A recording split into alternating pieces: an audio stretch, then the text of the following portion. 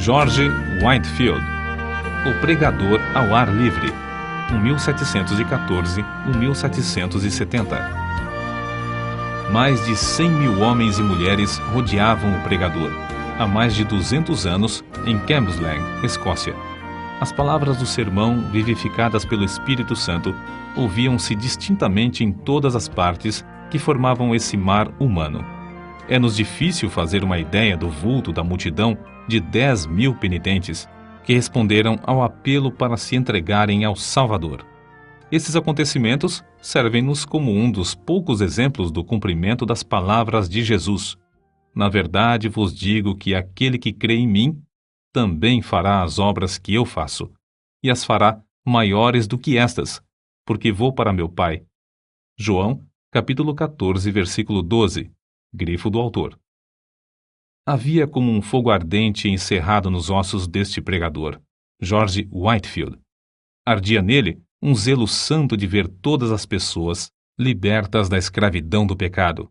Durante um período ininterrupto de 28 dias, realizou a incrível façanha de pregar a 10 mil pessoas. Sua voz podia ser ouvida perfeitamente a mais de 1 quilômetro de distância, apesar de ter físico fraco e de sofrer dos pulmões. Não havia prédio no qual coubessem em seus auditórios, e, nos países onde pregou, armava seu púlpito nos campos, fora das cidades.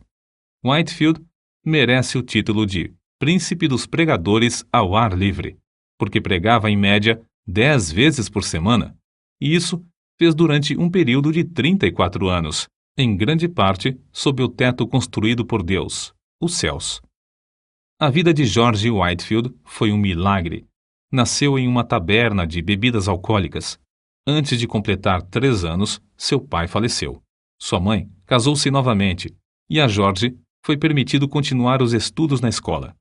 Na pensão mantida por sua mãe, fazia a limpeza dos quartos, lavava roupa e vendia bebidas no bar. Por estranho que pareça, já que ainda não era salvo, interessava-se grandemente pelo exame das Escrituras. Lia a Bíblia até alta noite e preparava sermões. Na escola, era conhecido como orador. Sua eloquência era natural e espontânea, um dom extraordinário de Deus. Talento este que possuía sem ele mesmo saber. Custeou os próprios estudos em Pembroke College, Oxford, servindo como garçom em um hotel. Depois de estar algum tempo em Oxford, juntou-se ao grupo de estudantes a que pertenciam João e Carlos Wesley. Passou muito tempo, como os demais do grupo, jejuando e esforçando-se para mortificar a carne a fim de alcançar a salvação. Ele ainda não compreendia que a verdadeira religião é a união da alma com Deus e a formação de Cristo em nós. Acerca da sua salvação, escreveu algum tempo antes de morrer. Todas as vezes que vou a Oxford, sinto-me impelido a ir primeiro a este lugar onde Jesus se revelou a mim, pela primeira vez, e me deu o novo nascimento. Com a saúde abalada, talvez pelo excesso de estudo, George voltou a casa para recuperá-la. Resolvido a não cair no indiferentismo, inaugurou uma classe bíblica para jovens que, como ele, desejavam orar e crescer na graça de Deus. Visitavam diariamente os doentes e os pobres, e frequentemente os prisioneiros nas cadeias, para orar com eles e prestar-lhes qualquer serviço manual que pudessem. George tinha no coração um plano que consistia em preparar 100 sermões e apresentar-se para ser separado para o ministério. Porém, quando havia preparado apenas um sermão, seu zelo era tanto que a igreja insistia em ordená-lo com apenas 21 anos, embora fosse regra não aceitar ninguém para tal cargo com menos de 23 anos. O dia que precedeu sua separação para o ministério, George passou em jejum e oração. Acerca desse fato, ele escreveu: À tarde, retirei-me para um alto, perto da cidade, onde orei com instância durante 2 horas, pedindo em meu favor e também por aqueles que estavam para ser separados comigo. No domingo, levantei-me de madrugada e orei sobre o assunto da epístola de Paulo a Timóteo, especialmente sobre o seguinte preceito: Ninguém despreze a tua mocidade. Quando o ancião me impôs as suas mãos, se meu vil coração não me engana, ofereci todo o meu espírito, alma e corpo para o serviço no santuário de Deus. Posso testificar perante os céus e a terra que dei-me a mim mesmo, quando o ancião me impôs as mãos, para ser um mártir por aquele que foi pregado na cruz em meu lugar. Os lábios de Whitefield foram tocados pelo fogo divino do Espírito Santo durante sua separação para o ministério. No domingo seguinte, naquela época de gelo espiritual, pregou pela primeira vez. Alguns se queixaram de que 15 dos ouvintes enlouqueceram ao ouvirem o sermão. O ancião da igreja, porém, compreendendo o que se passava, respondeu que seria muito bom se os 15 não se esquecessem da sua loucura antes de chegar o outro domingo. Whitefield nunca se esqueceu nem deixou de aplicar a si as seguintes palavras do Dr. Delany: desejo, todas as vezes que subir ao púlpito, considerar essa oportunidade como a última que me é dada de pregar e a última dada ao povo de ouvir. Alguém assim escreveu sobre uma de suas pregações. Quase nunca pregava sem chorar, e sei que as suas lágrimas eram sinceras. Ouvi-o dizer: vós me censurais porque choro, mas como posso conter-me quando não chorais por vós mesmos, apesar das vossas almas mortais estarem à beira da destruição? Não sabeis se estáis ouvindo o último sermão ou não, ou se jamais tereis outra oportunidade de chegar a Cristo. Chorava às vezes até parecer que estava morto e custava a recuperar as forças. Disse que os corações da maioria dos ouvintes eram derretidos pelo calor intenso de seu espírito, como prata na fornalha do refinador. Quando estudante no colégio de Oxford, seu coração ardia de zelo. Pequenos grupos de alunos se reuniam no seu quarto diariamente, movidos tais quais os discípulos logo depois do derramamento do Espírito Santo no Pentecostes. O Espírito continuou a operar poderosamente nele e por ele durante o resto da sua vida, porque nunca abandonou o costume de buscar a presença de Deus. Separava o dia em 3 partes: 8 horas sozinho com Deus e em estudos, 8 horas para dormir e fazer as refeições, 8 horas para o trabalho entre o povo. De joelhos, lia e orava sobre a leitura das Escrituras, recebendo luz, vida e poder. Numa de suas visitas aos Estados Unidos, passou a maior parte da viagem a bordo, sozinho em oração. Alguém escreveu sobre ele: seu coração encheu-se tanto dos céus que anelava por um lugar onde pudesse agradecer a Deus, e sozinho, durante horas, chorava comovido pelo amor consumidor do seu Senhor. Suas experiências no ministério confirmavam a sua fé na doutrina do Espírito Santo como Consolador ainda vivo, o poder de Deus operando atualmente entre nós. A pregação de George Whitefield era feita de forma tão vívida que parecia quase sobrenatural. Conta-se que, certa vez, pregando a alguns marinheiros, descreveu um navio perdido num furacão. Tudo foi apresentado em manifestações tão reais que, quando chegou ao ponto de descrever o barco afundando, alguns marinheiros pularam dos assentos gritando: "As baleeiras! As baleeiras!" Em outro sermão, falou acerca de um cego andando na direção de um precipício desconhecido. A cena foi tão real que, quando o pregador chegou ao ponto de descrever a chegada do cego à beira do profundo abismo, o camareiro mor, Chesterfield, que assistia, deu um pulo gritando: "Meu Deus, ele desapareceu!" O segredo, porém, da grande colheita de almas salvas não era a sua maravilhosa voz nem a sua grande eloquência. Não era também o caso de que o povo tivesse o coração aberto para receber o Evangelho, uma vez que havia, na época, grande decadência espiritual entre os crentes. Também não foi por falta de oposição. Repetidas vezes, Whitefield pregou nos campos porque as igrejas fecharam-lhe as portas. Às vezes, nem os hotéis queriam aceitá-lo como hóspede. Em Basingstoke, foi agredido a pauladas. Em Staffordshire, atiraram-lhe torrões de terra. Em Moorfield, destruíram a mesa que lhe servia de púlpito e arremessaram contra ele o lixo da feira. Em Evesham, as autoridades, antes de seu sermão, ameaçaram prendê-lo se pregasse. Em Exeter, enquanto pregava para 10.000 pessoas, foi apedrejado de tal forma que pensou haver chegado para ele a hora, como o ensanguentado Estevão, de ser imediatamente chamado à presença do Mestre. Em outro lugar, Apedrejaram-no novamente até ficar coberto de sangue. Verdadeiramente levava no corpo até a morte as marcas de Jesus. O segredo de tais frutos na sua pregação era o seu amor para com Deus. Ainda muito novo, passava noites inteiras lendo a Bíblia, que muito amava. Depois de se converter, teve a primeira daquelas experiências de sentir-se arrebatado, ficando a sua alma inteiramente aberta, cheia, purificada, iluminada da glória e levada a sacrificar-se inteiramente ao seu Salvador.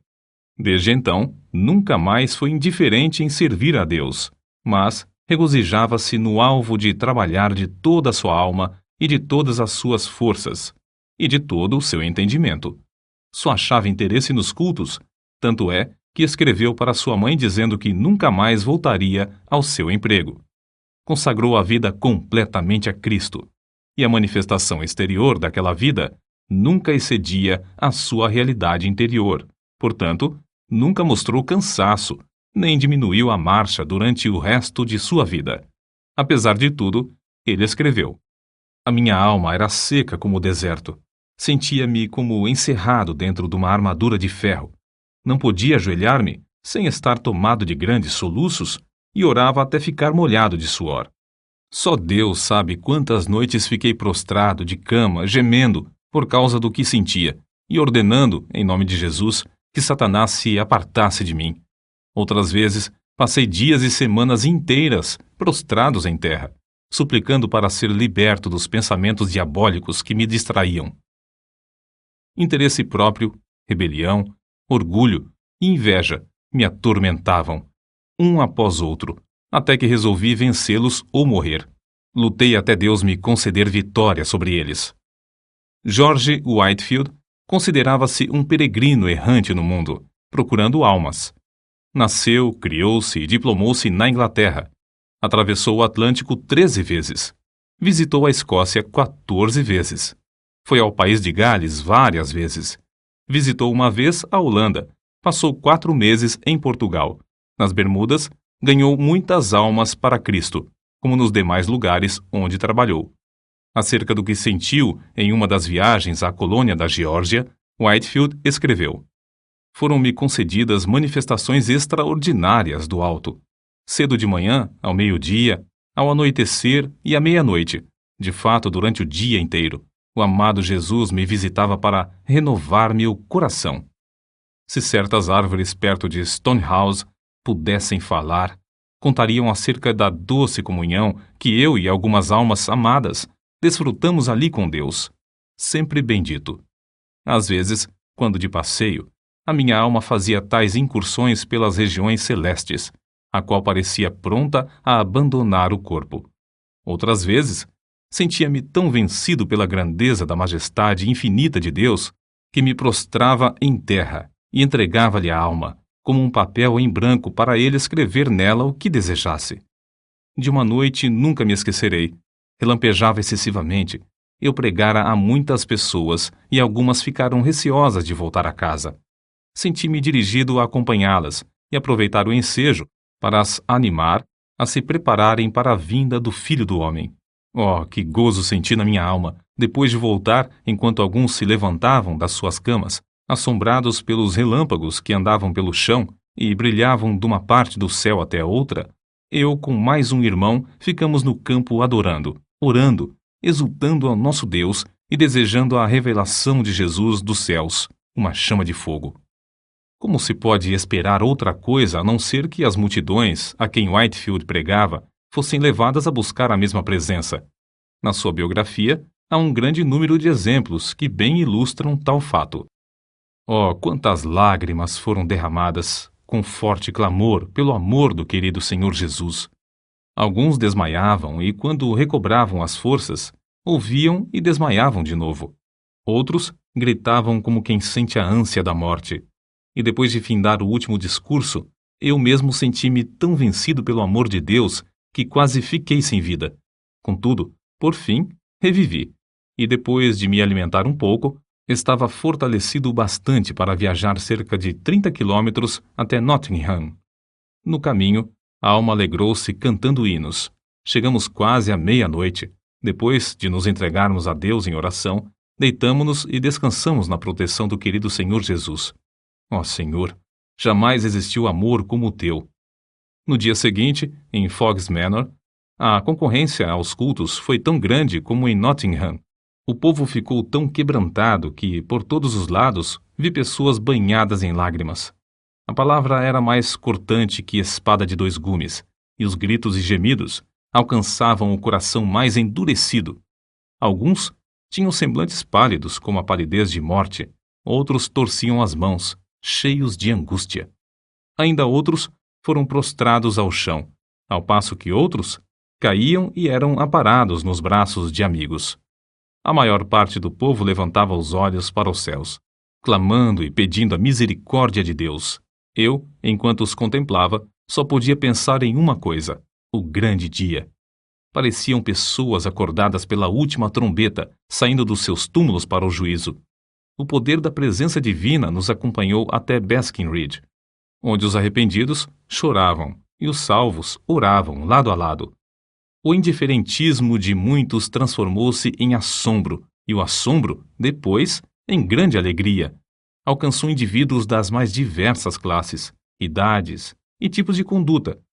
A embriaguez foi abandonada por aqueles que eram dominados por esse vício. Os que haviam praticado qualquer ato de injustiça foram tomados de remorso.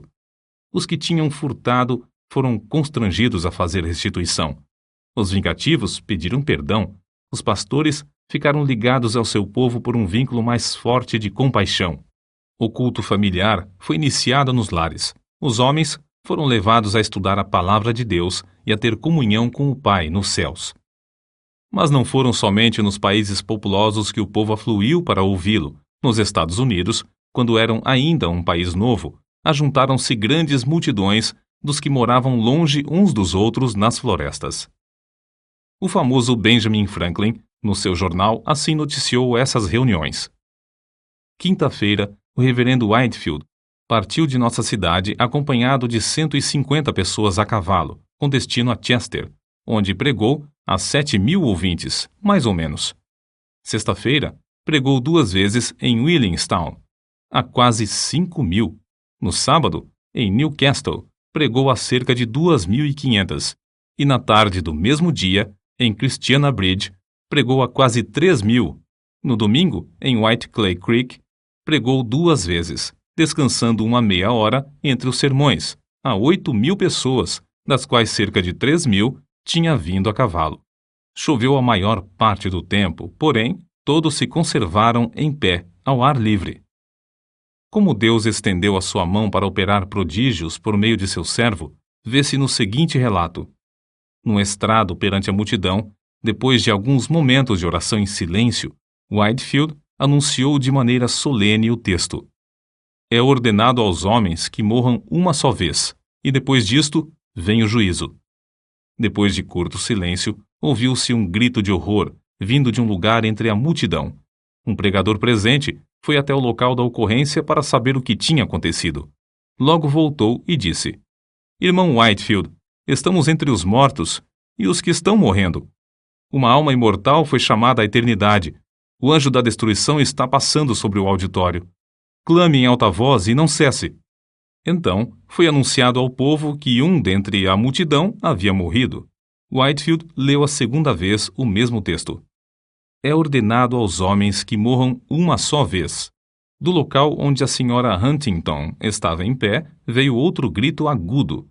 De novo, um tremor de horror. Passou por toda a multidão quando anunciaram que outra pessoa havia morrido. Whitefield, porém, em vez de ficar tomado de pânico, como os demais, suplicou graça ao ajudador invisível e começou, com eloquência tremenda, a prevenir os impenitentes do perigo. Não devemos concluir, contudo, que ele era ou sempre solene ou sempre veemente. Nunca houve quem experimentasse mais formas de pregar do que ele. Apesar de sua grande obra, não se pode acusar Whitefield de procurar fama ou riquezas terrestres. Sentia fome e sede da simplicidade e sinceridade divinas. Dominava todos os seus interesses e os transformava para a glória do reino do seu Senhor.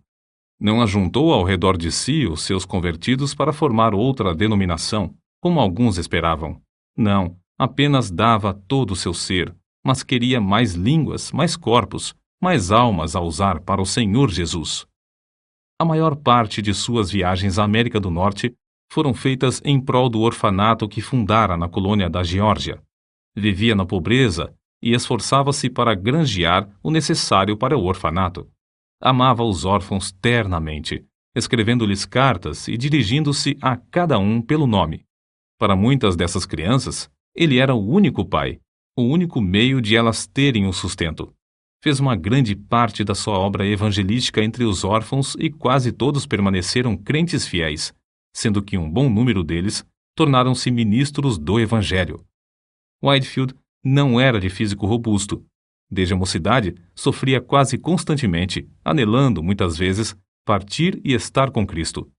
A maior parte dos pregadores acha impossível ministrar quando estão enfermos como ele. Assim foi que, aos 65 anos de idade, durante sua 7ª viagem à América do Norte, findou a sua carreira na Terra, uma vida escondida com Cristo em Deus e derramada num sacrifício de amor pelos homens. No dia anterior ao seu falecimento, teve de esforçar-se para ficar em pé. Porém, ao levantar-se em Exeter, perante um auditório demasiado grande para caber em qualquer prédio, o poder de Deus veio sobre ele. Whitefield pregou como de costume durante 2 horas. Um dos que lhe assistiram disse que seu rosto brilhava como o sol. O fogo aceso no seu coração, no dia da oração e do jejum, quando da sua separação para o ministério, ardeu até dentro dos seus ossos e nunca se apagou. Jeremias, capítulo 20, versículo 9. Certo homem eminente dissera a Whitefield: "Não espero que Deus chame o irmão breve para o lar eterno, mas, quando isso acontecer, regozijar-me-ei ao ouvir o seu testemunho." O pregador respondeu: "Então ficará desapontado, morrerei calado. A vontade de Deus é dar-me tantos ensejos para testificar dele durante minha vida, que não me serão dados outros na hora da morte." E sua morte ocorreu como predissera. Depois do sermão, em Exeter, foi a Newburyport para passar a noite na casa do pastor. Ao subir para o quarto de dormir, virou-se na escada e, com a vela na mão, proferiu uma curta mensagem aos amigos que ali estavam e insistiam em que pregasse. Às 2 horas da madrugada, acordou. Faltava-lhe o fôlego. Pronunciou para o seu companheiro as suas últimas palavras na terra: "Estou morrendo." No seu enterro, os sinos das igrejas de Newburyport dobraram e as bandeiras ficaram a meia haste. Ministros de toda a parte vieram assistir aos funerais. Milhares de pessoas não conseguiram chegar perto da porta da igreja por causa da imensa multidão.